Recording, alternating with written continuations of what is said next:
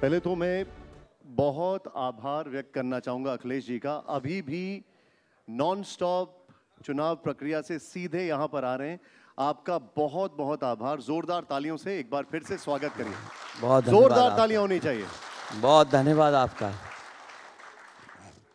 अखिलेश जी, काफी व्यस्तता रही आपकी और आपने समय निकाला, लेकिन एक बात बताइए, उत्तर प्रदेश के बिना दिल्ली की सरकार नहीं बन सकती और विपक्ष के लिए यूपी में इकलौते बल्लेबाज आप ही दिखाई दे रहे हैं। आप चौके छक्के लगाएंगे तभी मैच जीत पाएंगे, और जब चौके छक्के लगाने की बात होती है तो थोड़ा बहुत दबाव भी आ जाता है अक्सर बल्लेबाज पर। आपको वो दबाव कुछ लग रहा है क्या? सबसे पहले मैं धन्यवाद देता हूं आपका।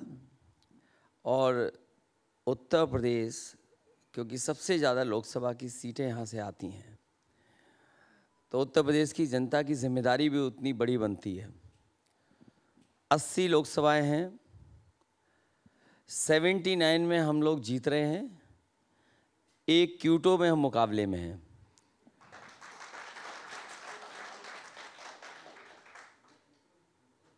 और अभी तक जो इंडिया गठबंधन और समाजवादी पार्टी का प्रचार चल रहा है, जनता का समर्थन भरपूर मिल रहा है।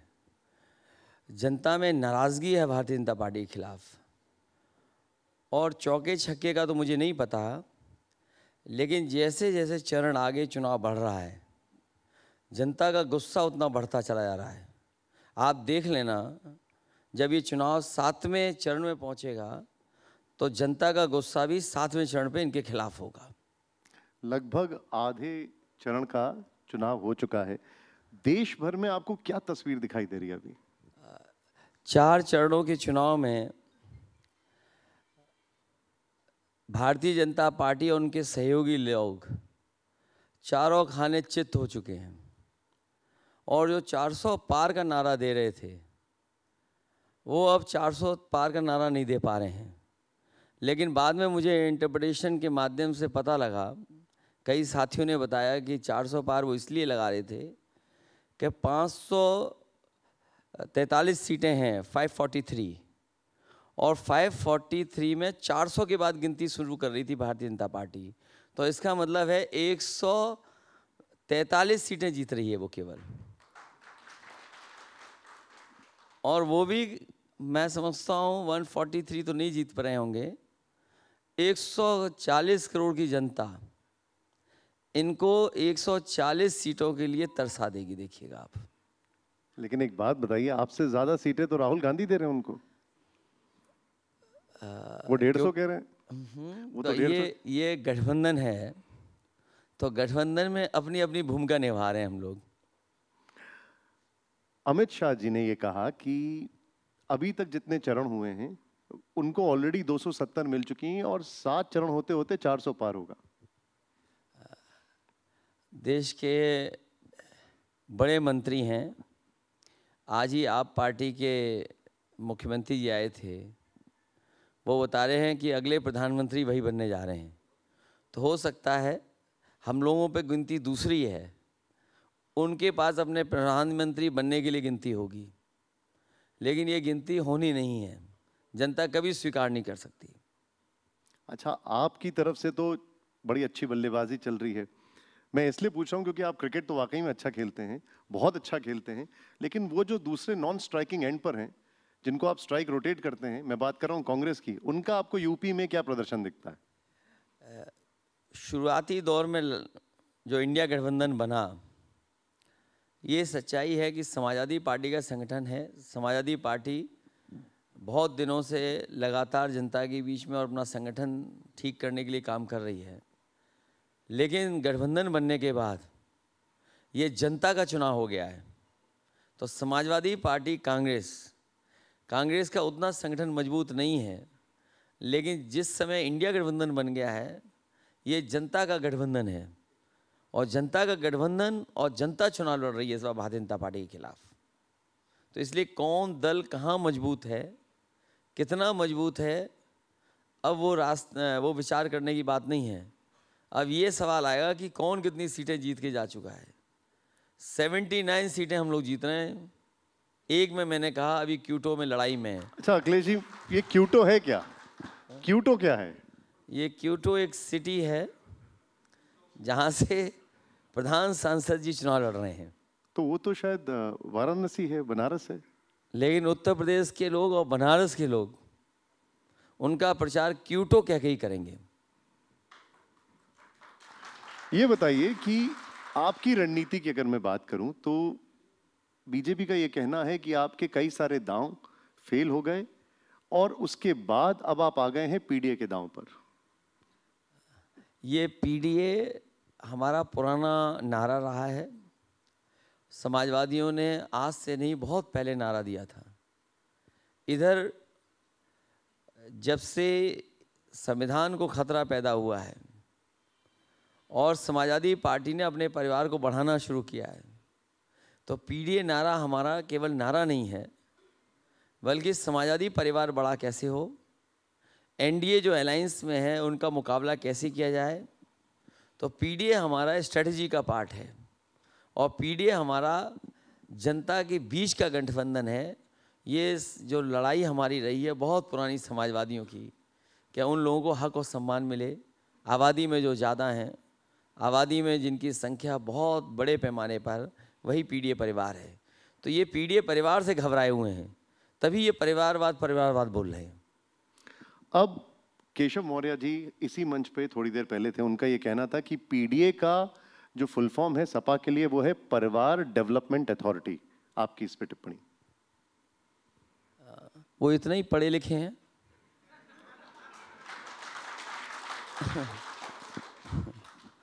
अब मान लीजिए इंडिया गठबंधन है, INDIA, वो इंडी बोलते हैं क्योंकि इतने पढ़े लिखे हैं वो। तो उन जो नहीं पढ़े लिखे उनका मैं कुछ नहीं कर सकता। ये जो पीडीए का फॉर्मूला है उसमें कुछ चुनावी पंडित बोलते हैं कि इसमें फायदा मायावती जी को ज्यादा होगा। हालांकि बहुजन समाज पार्टी के बारे में ये आम चर्चा है कि वो अंदर ही अंदर बीजेपी से हाथ मिलाए हुए हैं और कई बार जो सीटों का बदलने का सिलसिला शुरू किया बहुजन समाज पार्टी ने, वो केवल इसलिए किया कि बीजेपी को लाभ कैसे पहुंचे। तो ये पीडीए परिवार जो है ये समाजवादियों का पुराना नारा है जिसको हम लोगों ने दोबारा पैकेजिंग की है। समाजवादियों की जो बुनियादी लड़ाई रही है कि हक और सम्मान उनको मिले, आबादी में जो ज़्यादा है, पिछड़े, दलित, आदिवासी, पिछड़े, दलित, अल्पसंख्यक और पिछड़े, पीड़ित, दुखी, अगड़े और ऐसे आधी आबादी भी। तो ये पुराना नारा समाजवादियों का है, उसी नारे पर हम लोग चल रहे हैं। लेकिन कुछ लोग तो ये कह रहे हैं कि मायावती जी के साथ आपकी कोई अंडरस्टैंडिंग है, आपने चंद्रशेखर को बाहर किया, उन्होंने पल्लवी पटेल को बाहर कर दिया। ऐसा कुछ नहीं है हमारा उनके साथ। हमारा गठबंधन इंडिया गठबंधन है। ये पता नहीं कहाँ से बात आ रही है।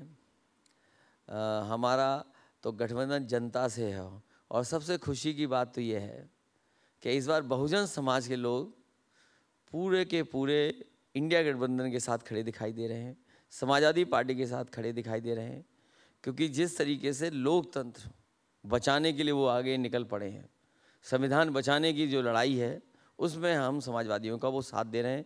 उसके लिए मैं बहुत धन्यवाद देता हूँ समाज का।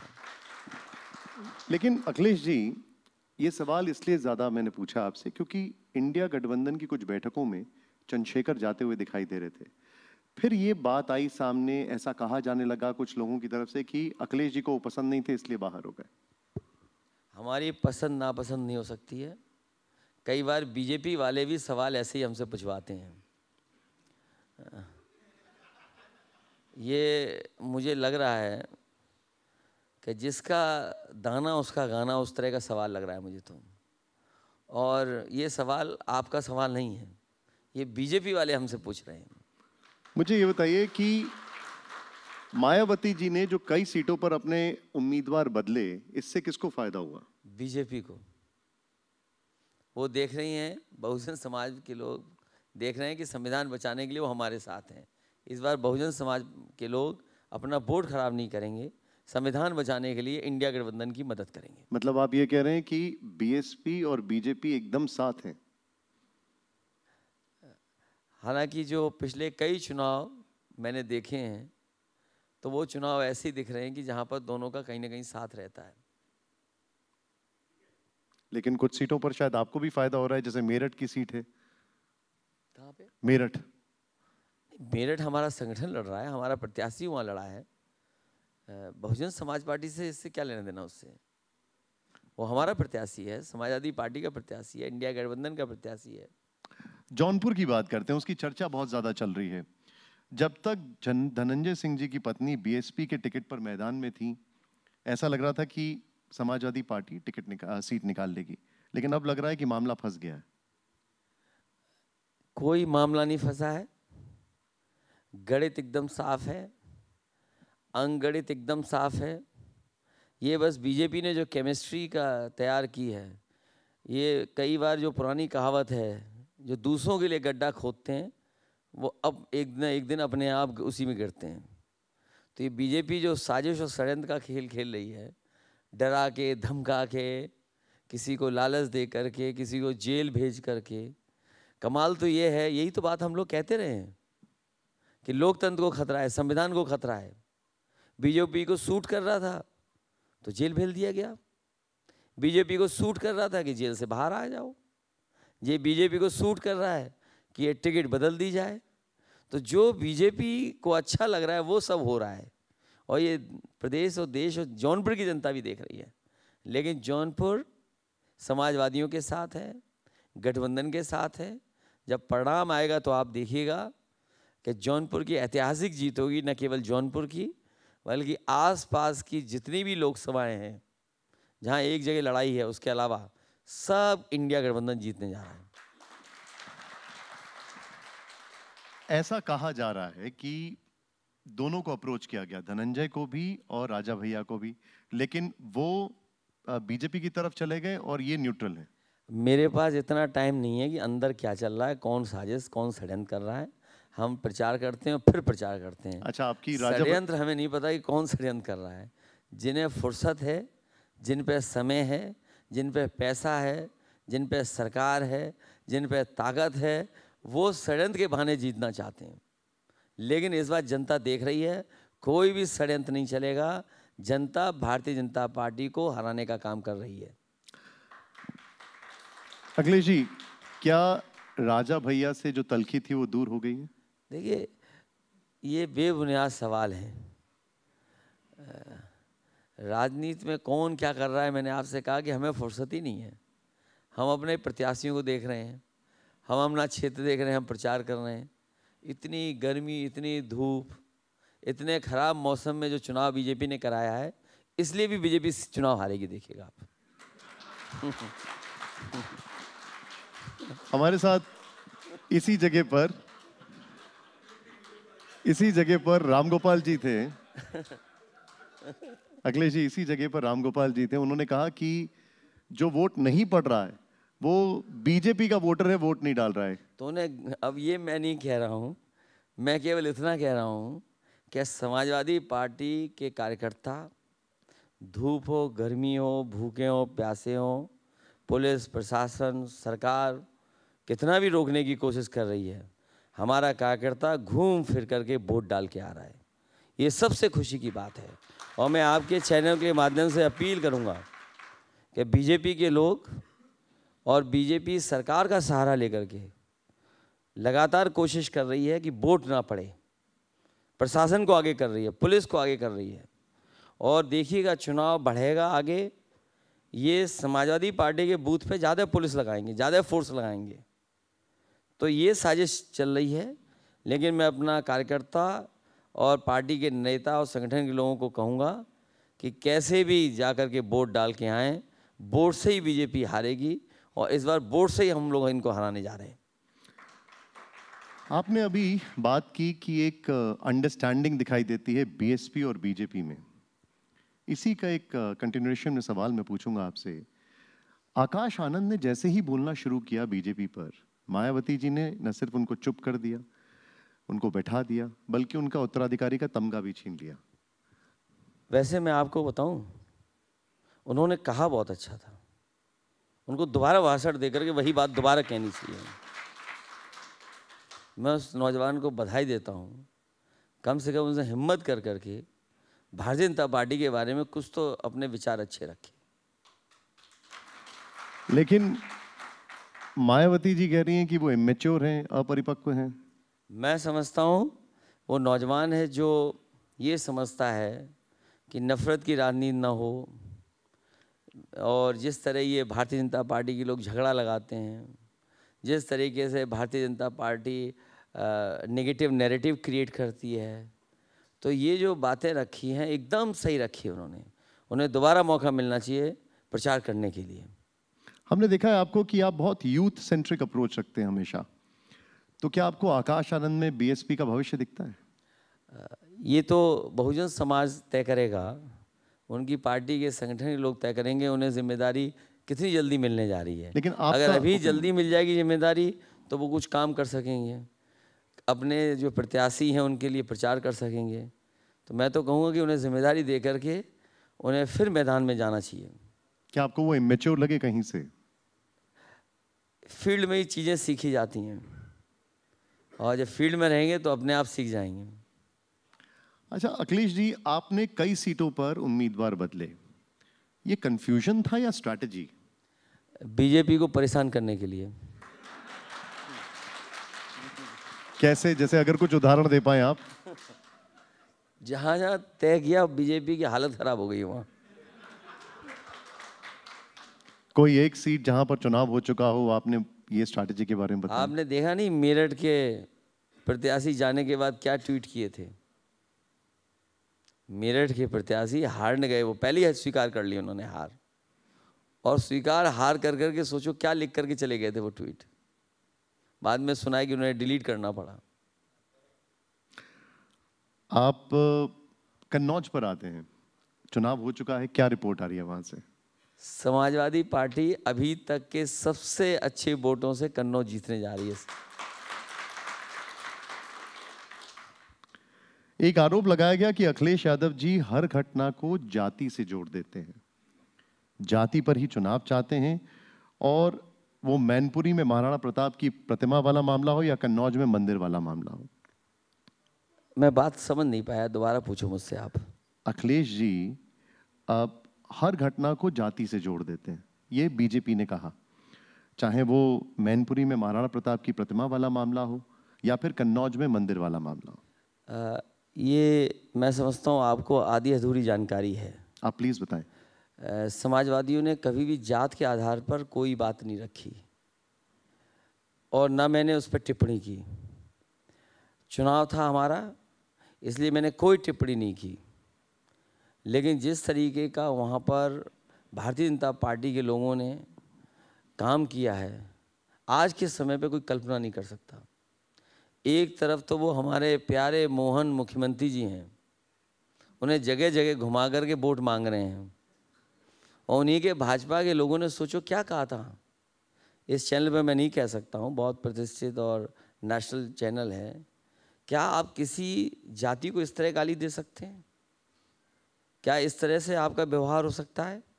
और फिर सबसे बड़ी बात मैं आपको बताना चाहता हूँ, कन्नौज का जो मंदिर का मामला है, गौरी शंकर टेम्पल में जब मैं गया, वहाँ के जितने भी पुजारी और ब्राह्मण थे वो सब मना कर रहे थे कि मत धोइए, इस मंदिर को क्यों धो रहे हैं आप।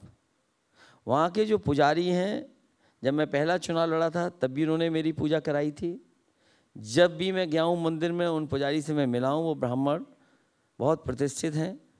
वो पूरे के पूरे मंदिर के पुजारी मना कर रहे थे कि मत मंदिर को धोइए, लेकिन बीजेपी के लोग मेरे जाने के बाद मंदिर धो रहे थे।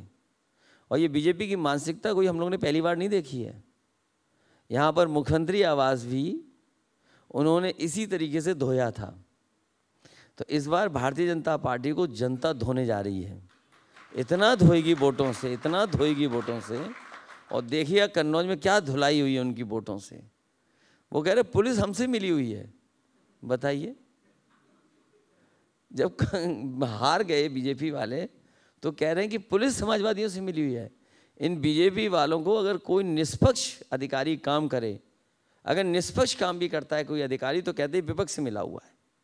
सोचिए, ये मानसिकता है भारतीय जनता पार्टी लोगों की। इससे घटिया मानसिकता और किसी की नहीं हो सकती। ये तो सुब्रत पाठक ने आरोप लगा दिया कि पुलिस मिली हुई है, विजिलेंस बैठा दूंगा, देख लूंगा चुनाव के बाद। अब वो जाए बैठाए जाके, सरकार उनकी है, जो चाहे सो करें जा करके, रिजल्ट आ जाएगा, हार जाएंगे फिर क्या करेंगे। उन्होंने आरोप लगाया कि आप चुनावी पर्यटन पर आए हैं और चुनाव खत्म होते ही चले जाएंगे। कौन कह रहा है ये बात? सुब्रत पाठक कह रहे हैं। अब ऐसे, अब मैं क्या बोलूं ऐसे लोगों के बारे में। क्या आप कन्नौज सीट छोड़ के मैंने चले सुना है कि पान में भी नशा होता है क्या? मैं अभी तक तो ये सुना हूँ साधारण पान खाए जाते हैं, पान साधारण होता है। लेकिन जिसके बारे में आप कह रहे हो, मुझे लगता है कोई बाहर की कोई ऐसी दवा आती होगी जो पान के अंदर मिला के खाते हैं वो। पॉलिटिकल टूरिज्म करेंगे हम लोग कन्नौज में, वो भी सोचिए, वर्ल्ड क्लास एक्सप्रेसवे दिया हो कन्नौज को, मेडिकल कॉलेज दिया हो, पैरामेडिकल दिया हो, इंजीनियरिंग कॉलेज दिया हो, देश में पहली बार परफ्यूम के लिए परफ्यूमरी इंजीनियरिंग का अलग से कोर्स स्टार्ट किया हो, वर्ल्ड क्लास इंफ्रास्ट्रक्चर मंडी का दिया हो, परफ्यूम म्यूजियम, परफ्यूम पार्क बनाया हो। वो टूरिज्म के लिए आए हैं। और जिस व्यक्ति ने एक ईंट नहीं लगाई, एक ईंट नहीं लगाई जिस व्यक्ति ने, सोचिए आप। आपको तो नाम भी नहीं लेना चाहिए, चैनल अपना खराब कर रहे हो नाम लेकर उसका। आपके चैनल की रेटिंग डाउन हो गई अगर आपने उस व्यक्ति का नाम ले लिया तो। अब चैनल 9 नहीं, अब आपका चैनल 6 हो गया। टीवी 9 नहीं, टीवी 6। अखिलेश जी, 3 नंबर कम हो गए। क्या नामांकन से पहले आपकी राहुल गांधी जी से कोई बात हुई थी कि वो अमेठी से नहीं अब रायबरेली से चुनाव लड़ेंगे? कोई चर्चा हुई? मेरी कोई बात नहीं हुई, लेकिन बात कुछ हुई है, वो हम और आप यहाँ चर्चा नहीं कर सकते। क्या ये बात सही है कि अमेठी और रायबरेली में बगैर सपा के सपोर्ट के गांधी परिवार कभी चुनाव नहीं जीत सकता? समाजवादी पार्टी का संगठन है वहाँ, और आज से संगठन नहीं है उन लोकसभाओं में, बहुत पुराना समाजवादी पार्टी का संगठन रहा है। जब विधानसभा चुनाव समाजवादी पार्टी लड़ती है तो अक्सर वहाँ ज़्यादा सीटें समाजवादी पार्टी जीतती है दोनों क्षेत्र में। तो ऐसा नहीं कांग्रेस का संगठन नहीं है, कांग्रेस के लोग हैं और संगठन समाजवादी पार्टी का है। इस बार आप देख लीजिएगा, जब परिणाम आएगा तो समाजवादी पार्टी का संगठन और वहाँ के लोग भारतीय जनता पार्टी को बुरी तरह हरा के भेज रहे हैं दोनों लोकसभाओं में। क्या आपकी निजी राय है कि राहुल जी को अमेठी छोड़ना चाहिए था? देखिए, ये उनका विचार है, वो किस तरीके से कहाँ चुनाव लड़ना चाहते हैं, लेकिन जो भी उन्होंने फैसला लिया है वो अच्छा फैसला लिया है। और फैसला ऐसा है कि रायबरेली से भी जीत होगी और अमेठी से भी जीत होगी। ये रायबरेली में नारा लगाया जा रहा है कि आप लोग राहुल गांधी को नहीं, देश का अगला प्रधानमंत्री चुनने जा रहे हैं। तो ये क्या खराब है? कन्नौज में हमारा नारा लग रहा था, ये क्या बात है? ये भूपेश बघेल ने कहा। ये बात तो चलो प्रधानमंत्री की है। अभी आपने चुनाव नहीं देखा 24 का और 22 का, 22 से पहले वाला, हर एक को मुख्यमंत्री बना रहे थे बीजेपी वाले। बीजेपी वाले 10 लोगों को मुख्यमंत्री बना रहे थे, सोचिए आप, 10 गिनती के मुख्यमंत्री। और आपके यहाँ जिनकी बात कर रहे थे वो स्टूल वाले मंत्री थे, क्या था? तो सोचिए कितने मुख्यमंत्रियों को बनाया था, उन्होंने सपना दिखाया था। तो ये तो हमारा है, कार्यकर्ता कहता है कि प्रधानमंत्री बनेंगे, प्रधानमंत्री बनेंगे। तय प्रधानमंत्री का चुनाव के बाद होगा, लोकसभा के जो सांसद जीत करके आएंगे, जिस दल के पास बहुमत होगा, जो व्यक्ति बहुमत ले लेगा वही होगा देश का प्रधानमंत्री।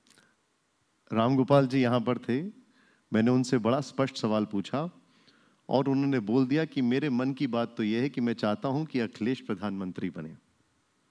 तो मैंने आपसे क्या गलत कहा? और आपने भी गलत सवाल नहीं किया। रायबरेली के लोग चाहते हैं राहुल जी, कन्नौज के लोग हमें, और हो सकता है बंगाल में ममता जी को, तो क्या खराब बात है? और फिर बीजेपी में तो अंदर ही अंदर अंडरस्टैंडिंग है कि 75 साल वाले रिटायर हो जाएंगे, नया प्रधानमंत्री बनेगा। तो नया प्रधानमंत्री कौन होगा, उसके लिए जनता कभी भी वोट नहीं दे सकती। तो आप अरविंद केजरीवाल की इस बात से सहमत हैं? नहीं, मैं तो सुन रहा हूँ भाई, राजनीति के बाजार में जो बातें आ रही हैं सुन लेते हैं, हम भी उसको आगे बढ़ा देते हैं। नहीं तो आपको लगता है ऐसा होगा? नहीं, लग तो रहा ही है, क्योंकि रूल अगर बना है और रूल बनाया गया है तो मैं सोचता सब फॉलो करेंगे उस रूल को। वो कह रहे हैं कि ऐसा कोई रूल नहीं है। गृह मंत्री बार बार कह रहे हैं कि प्रधानमंत्री मोदी रहेंगे। अब ये तो रूल और जनता तय करेगी, क्योंकि जनता ने भी सुना होगा, देखा होगा कि इस तरह का कोई भारतीय जनता पार्टी ने रूल बनाया कि नहीं बनाया। हालांकि भारतीय जनता पार्टी पे भरोसा नहीं किया जा सकता, वो अपने बनाए हुए रूल को भी तोड़ सकते हैं। अच्छा, अरविंद केजरीवाल ये भी कह रहे हैं कि 2 महीने में योगी जी को भी हटा दिया जाएगा। हालांकि दिखाई तो यही दे रहा है, आसपास के कई मुख्यमंत्री हट गए हैं। अखिलेश जी, क्या आपको नहीं लगता कि अगर प्रियंका जी चुनाव लड़ती तो इंडिया गठबंधन में कांग्रेस के कार्यकर्ताओं में एक अलग जोश आ जाता?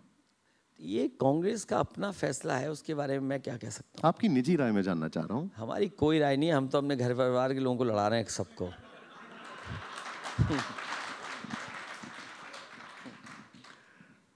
अमेठी सीट की बड़ी चर्चा है, वहां पर केएल शर्मा उम्मीदवार है और वहां पर भी आपकी मदद के बगैर कुछ हो नहीं सकता है।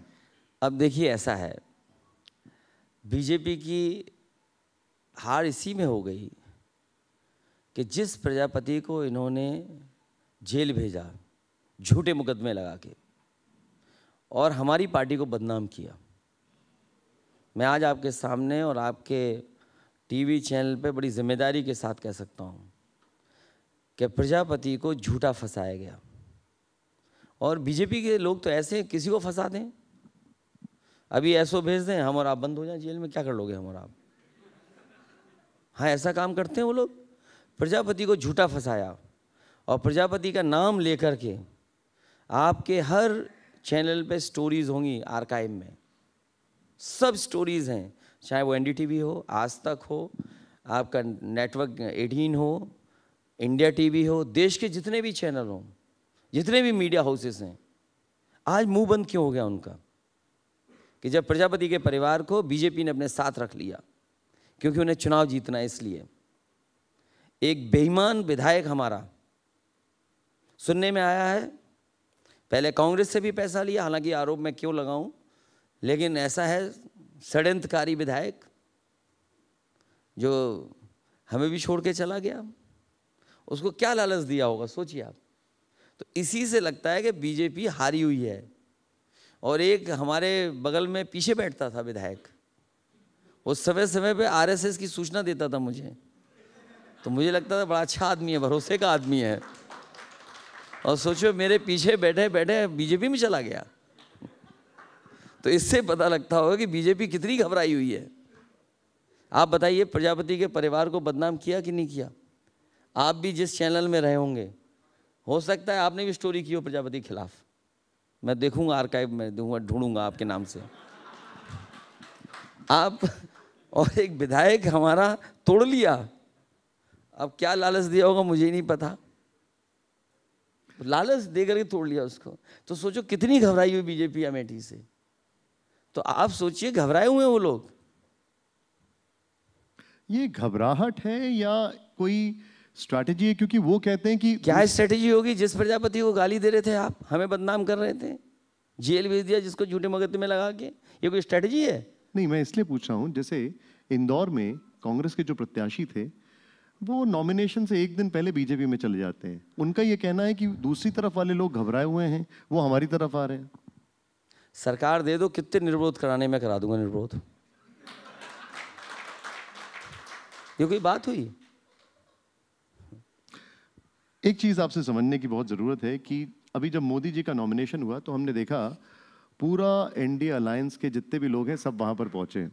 क्या चीज? एनडीए अलायंस के सारे लोग मोदी जी के नॉमिनेशन में पहुंचे, लेकिन राहुल गांधी जी के नॉमिनेशन में इंडिया अलायंस की वो ताकत नहीं दिखाई दी। जब वो वापस लौटे होंगे तो बहुत दुखी मन बैठे होंगे सब, क्योंकि क्यूटो देख करके बड़ा निराश हुए होंगे। आपने देखा नहीं, आंसुओं से नदी उफान पे आ गई है, खतरे की लाइन से ऊपर पानी बह रहा है, बीजेपी का सफाया होने जा रहा है। आपका जो अलायंस है, आप लोग प्रेस कॉन्फ्रेंस कर रहे हैं, एक साथ बहुत ज़्यादा दिखाई दे रहे हैं, लेकिन अगर ये चीज़ पहले चरण से ही दिखाई देती, या ये जो दूसरे या तीसरे चरण के बाद दिखाई दे रहा है, अगर ये पहले चरण से होता तो आपको लगता नहीं कुछ फर्क पड़ जाता? ये तो क्योंकि समय होता है और कब समय पे हो जाए चीज़ें, बहुत सी चीज़ें होती हैं गठबंधन में, तो गठबंधन बनाने में बड़ी मुश्किलें होती हैं। तो गठबंधन बन गया, उसके बाद हम लोग काम शुरू कर दिए। तो अब प्रेस हो रही तो क्या ख़राब हो रही है? आजकल तो डिजिटल ज़माना है, जो कहोगे तुरंत बात पहुंचेगी हर एक के पास। तो हमें अपनी बात ही तो रखनी है, पहुंचाना ही तो है। हम एक हफ्ते पहले पहुंचाते, आज पहुंचा रहे हैं। मान लीजिए हमें लगा बीच में कि राशन में गरीबों को बीजेपी के लोग धोखा दे रहे हैं। जब इन्हें वोट चाहिए था तो चना दे रहे थे, रिफाइंड तेल खाने को दे रहे थे, नमक दे रहे थे, दाल दे रहे थे। आज पता नहीं कितना ख़राब, कोई क्वालिटी नहीं है उसकी, वो दे रहे हैं राशन। तो आज हम लोगों ने तय कर लिया कि क्वांटिटी और क्वालिटी दोनों को इम्प्रूव करके गरीबों को देंगे, और न केवल राशन की मात्रा बढ़ाएंगे, क्वांटिटी, बल्कि आटा के साथ डाटा भी फ्री देंगे। तो आज लगा कि हमें आटा और डाटा फ्री देना चाहिए, क्योंकि इधर गरीब और जो हमारे गांव में रह रहे हैं वो पैकेट का आटा नहीं खरीद सकते, लेकिन संपन्न लोग हैं वो सब पैकेट का आटा खा रहे हैं। वो स्वादिष्ट भी है, पौष्टिक भी है, और बड़ी बड़ी कंपनियां बना के भी दे रही हैं। तो इसलिए हम लोगों ने सोचा कि गरीब को भी उसी तरह का स्वादिष्ट और पौष्टिक आटा मिले। और जब दुनिया के बहुत बड़े कंप्यूटर के कारोबारी और जो वो आए थे, प्रधानमंत्री जी से बात कर रहे थे, तो यही बात उठी थी वहाँ पर कि डिजिटल डिवाइड ख़त्म होना चाहिए। तो डिजिटल डिवाइड ख़त्म करने के लिए हम लोग डेटा फ्री दे रहे हैं। गरीब को भी कम से कम बराबर का हक हो, टेक्नोलॉजी में वो बराबर से हिस्सेदार बने, क्योंकि डेटा मिलने से बहुत सी सुविधाएं उसको मिल जाएंगी। तो हमें लगा कि अभी हमें बोलना चाहिए, तो हमने अपनी स्ट्रेटजी बदल दी। तो क्या जल्दी क्या लेट, अब 40 सीटें बची हुई हैं, 40 सीटों में बहुत अच्छा रिजल्ट आने वाला है इंडिया गठबंधन का। अखिलेश जी, राजनीतिक पंडित जितने भी हैं वो ये कह रहे हैं आप चुनाव तो बहुत अच्छा लड़ रहे हैं, लेकिन कांग्रेस के कुछ नेताओं की तरफ से जो बयान आते हैं उससे डैमेज हो जाता है। चुनाव में तो चलता है, और आप देखो बीजेपी के लोगों की सबकी भाषा जाने कैसी भाषा हो गई है। जैसे हार रहे हैं तो पता नहीं क्या बोल रहे हैं वो लोग, उनके भाषा देखिए आप। एक भी नेता उनका पेपर लीक पर नहीं बोल रहा है। सबसे बड़ा इशू है नौजवानों का पेपर लीक। जितनी भी परीक्षाएं उत्तर प्रदेश में हुई, सबके पेपर लीक हो गए, सब परीक्षाएं रद्द हो गई, और ये जानबूझ करके बीजेपी ने कराया जिससे उन्हें नौकरी ना देना पड़े। ये इन्वेस्टमेंट पे नहीं बोल रहे हैं। आप बताइए, इसी लखनऊ में इन्वेस्टमेंट मीट हुई, देश के सब उद्योगपतियां आए, डिफेंस एक्सपो हुआ यहाँ पर, बड़े बड़े एमओयू हुए यहाँ पर, G20 के सबसे ज़्यादा आयोजन यूपी में हुए, लेकिन इन्वेस्टमेंट क्या हुआ? आज तक सरकार ये नहीं बता पा रही है कि इस इन्वेस्टमेंट से इतने रोजगार मिले हैं। अगर एक भी उनके मंत्री ने ये बताया हो कि ये इन्वेस्टमेंट हुआ यूपी में और इस इन्वेस्टमेंट से इतने लोगों को रोजगार मिल गया, आज तक नहीं बता रहे हैं।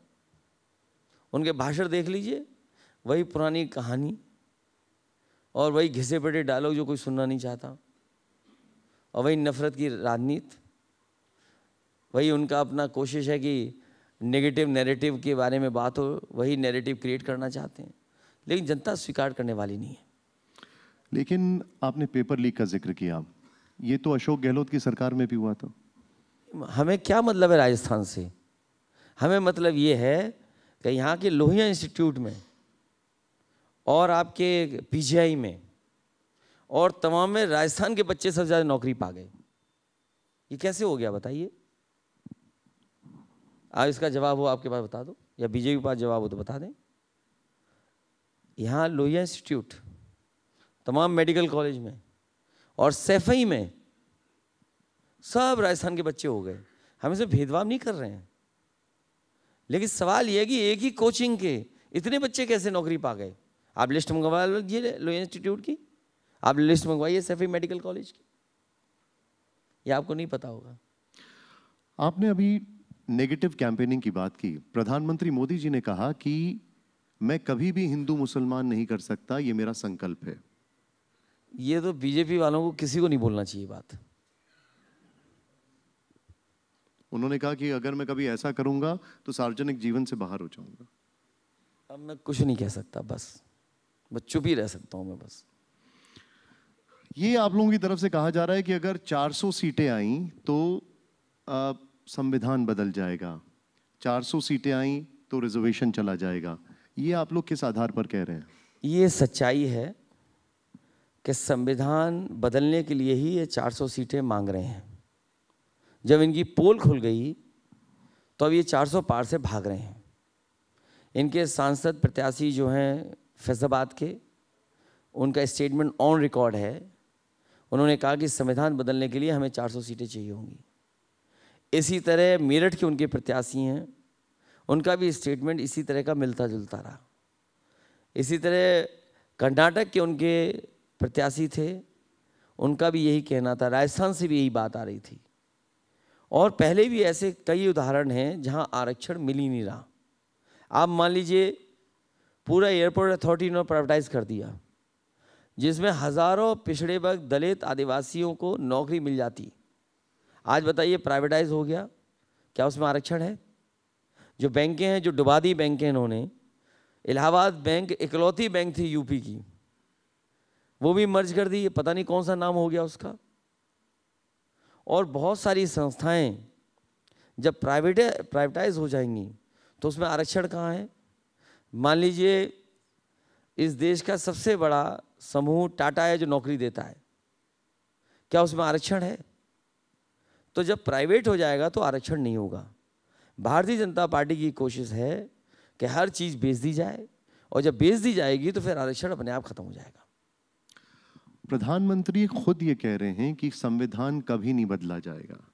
गृह मंत्री खुद ये कह रहे हैं कि संविधान कभी नहीं बदला जाएगा। क्या आपको पता था आधी रात नोटबंदी हो जाएगी?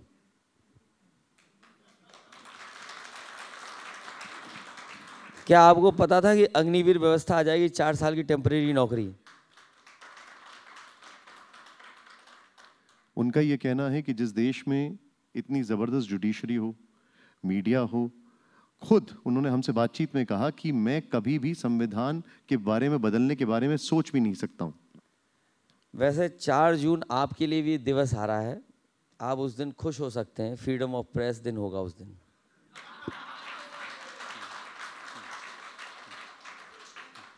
आप भी खुशियां मनाएंगे उस दिन, मैं जानता हूं इस बात के लिए। अखिलेश जी, 400 सीटें तो पहले भी आई हैं, संविधान में 106 बार संशोधन पहले भी हुए हैं। हमें चिंता है आरक्षण की, नौकरी की, और जो देश में बड़ी आबादी है उसके हक और सम्मान की। बहुत सारे सरकार ने ऐसे फैसले लिए हैं जिसमें ये लगता है कि अगर ये सत्ता में दोबारा आ गए तो पूरे भारतवर्ष का हर तरीके का चीज़ें बदल देंगे। जो हम लोगों ने लड़कर के ली हैं, इतने वर्षों में जो चीज़ें आई हैं, और जो हमारा समाज मिली जुली संस्कृति का है, जो भाईचारे का है, जो हम लोग गंगा जमुनी तहजीब कहते हैं, उस सब के लिए संकट पैदा कर देंगे भारतीय जनता पार्टी के लोग। आप क्या कल्पना कर सकते हो? आपका मन कैसा होगा? सोचिए आप कि जब आपके जाने के बाद आपका मंदिर धो दिया जाए, आप अपनी अगली पीढ़ी को क्या उदाहरण दे रहे हैं? क्या उदाहरण दे रहे हैं आप? कल को अगर हमारे बच्चे पूछें कि आपके जाने के बाद मंदिर धोया गया, उसका जवाब आपके पास क्या है? क्या है जवाब आपके पास? बताइए मुझे। आपके पास कोई जवाब है? अगर आप उठ के जाएं, उसके बाद मैं गंगा जल मंगाऊं और धो दूं ये कुर्सी। बीजेपी का ये कहना है कि वहां पर जो आपके कार्यकर्ता गए, धूल मिट्टी से भरे उनके पांव थे, इसलिए इन भाजपाइयों की बात अगर मानोगे तो आपके नंबर और कम हो जाएंगे। ये सवाल इसलिए पूछ रहा हूं मैं आपसे क्योंकि ये बीजेपी ने इसके ऊपर बकायदा ये कहा है कि ऐसा ये कुछ भी बताइए नहीं मुझे था। आप, इन्होंने मुख्यमंत्री आवास क्यों धोया? इसका जवाब मुझे बता दीजिए आप। गंगा जल से क्यों धुलवाया मुख्यमंत्री आवास? किसी के पास कोई जवाब नहीं है। इसीलिए इन्हें 400 सीटें मिल गई तो पता नहीं क्या कर देंगे लोग।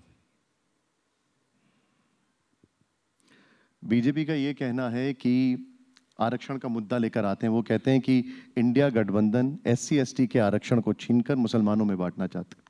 देखिए सच्चाई तो ये है, हालांकि वो बात मैं नहीं कह सकता हूं, कहूँगा तो कुछ बात और तरीके से इंटरप्रेट हो जाएगी, लेकिन सच्चाई ये है कि पिछड़े, दलित और आदिवासी, इनका आरक्षण और इनको बांधने का काम कि अपने ही ब्लॉक में रहें, इससे बाहर ना निकलें, ये किसी ने किया है तो भारतीय जनता पार्टी ने किया है। और जो बड़ा ब्लॉक बना है उसमें धर्म है। इसका मतलब ये है कि अगर हमारे मुसलमान भाई ज़्यादा पढ़ेंगे लिखेंगे तो उन्हें ज़्यादा शेयर मिलेगा, क्योंकि वो 40% शेयर में है। ये आपको पता है कि नहीं पता है? क्या आपको पता है ये बात कि जो रिलीजन है वो 40% शेयर में है, वो 40% शेयर ले सकता है। हम पिछड़े, दलित, आदिवासी और हमारे साथी अपने जिसमें बंधे हुए हैं उससे बाहर नहीं निकल सकते। तो बताओ कौन ज्यादा आरक्षण दे रहा है?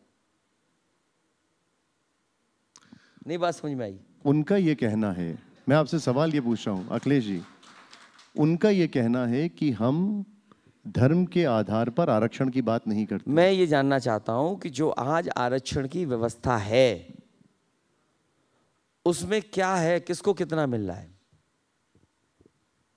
धर्म किस ब्लॉक में है?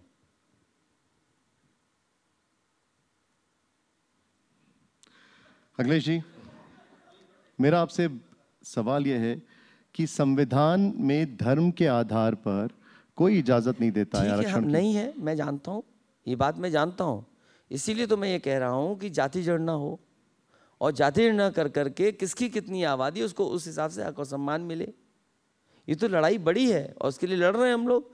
ये अच्छी बात है, कांग्रेस भी इस लड़ाई में शामिल हो गई है तो बात आगे बढ़ेगी। मैं आपसे ये कहना चाहता हूं कि जो जनरल मेरिट में आते थे लोग, पिछड़े और दलित और आदिवासी, आखिरकार उनको जनरल मेरिट से क्यों रोका गया? तो ये किसने धोखा दिया है? और जो बड़ा ब्लॉक है आरक्षण का, जो नहीं है आरक्षित, उसमें रिलीजन है कि नहीं है? एक सवाल आपसे यह है कि मैं क्या बोलूं, अब चलिए आगे बढ़ते हैं हम लोग। आपसे मेरा सवाल यह है कि अब 4 जून को लेकर आपका फाइनल प्रेडिक्शन क्या है? 4 जून को आपका फाइनल प्रेडिक्शन क्या है? आपका फ्रीडम ऑफ प्रेस का दिवस है और हम लोगों का खुशियों का दिन है। अच्छे दिन तो आए नहीं, लेकिन खुशियों के दिन तो आएंगे। 4 जून को खुशियों के दिन आएंगे। मैनपुरी और कन्नौज, कहां पर ज्यादा मार्जिन आने वाला है? हिंदू और भारतीय परंपरा के हिसाब से ही दोनों का परिणाम आएगा। मार्जिन किसका ज्यादा होगा? मैंने कहा हमारी भारतीय परंपरा के हिसाब से ही परिणाम आएगा। आपने प्रेस कॉन्फ्रेंस में कहा कि 4 जून को इंडिया गठबंधन की सरकार बनने का आप दावा कर रहे हैं, तो पीएम का उम्मीदवार कौन होगा? बहुत सारे चेहरे हैं, कोई भी बन जाएगा। आपकी पसंद? मैं अभी पसंद नहीं बताऊंगा, जब रिजल्ट आ जाएगा उसके बाद पसंद बताऊंगा। गृह मंत्री अमित शाह कहते हैं कि अगर आपकी सरकार आई तो हर साल एक प्रधानमंत्री होगा। तो उसमें क्या खराब है? तो इसका मतलब उन्होंने स्वीकार कर लिया ना, क्या सरकार उनकी नहीं बनने जा रही है?